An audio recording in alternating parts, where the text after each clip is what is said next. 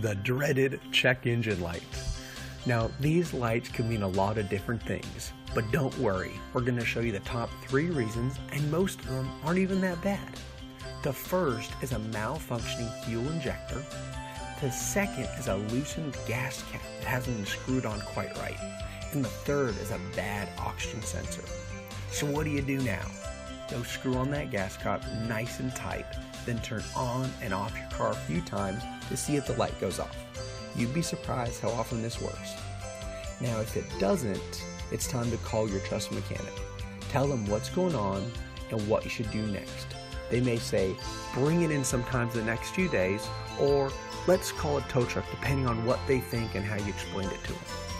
Just to really break down the check engine light, because most people don't know this. When you bring your car in to see us or your mechanic, we use a scan tool. This scan tool plugs into the computer in your vehicle and gives us a code. For instance, let's say it's a P0131. This is a general oxygen sensor code, and it could mean a few things. The first, it can mean it needs a new oxygen sensor because the current one is defective. The second, it could mean the wiring harness connected to the oxygen sensor is malfunctioning. And third, it can mean the PCM or Powertrain Control Module software, which is part of the software in your vehicle, needs to be updated. And there's 3, 4, or 5 other things that can actually happen that need to be fixed as well, but those are some of the top ones related to a P0131. Now what I'm getting at here is even though we have a fancy tool that plugs to the computer in your engine, it still takes some detective work to find out the issue. In this case it said, hey, check out your oxygen sensor and everything that can affect the oxygen sensor. That's what a P0131 actually means. Now that does help us diagnose the problem in your vehicle quicker because we know where to start. Most shops will hear what you're telling them over the phone, will have some idea which they'll share with you, then they ask you to come in for further inspection. This is how they can actually fix the problem, and it's the same with us here.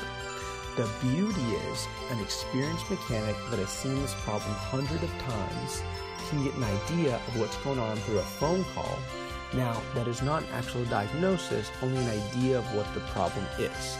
The more experienced the mechanic, the more accurate the answer. Give us a call. We'd love to talk with you, and we even want to give you a free diagnosis and a $10 no questions asked discount off your service to fix the issue.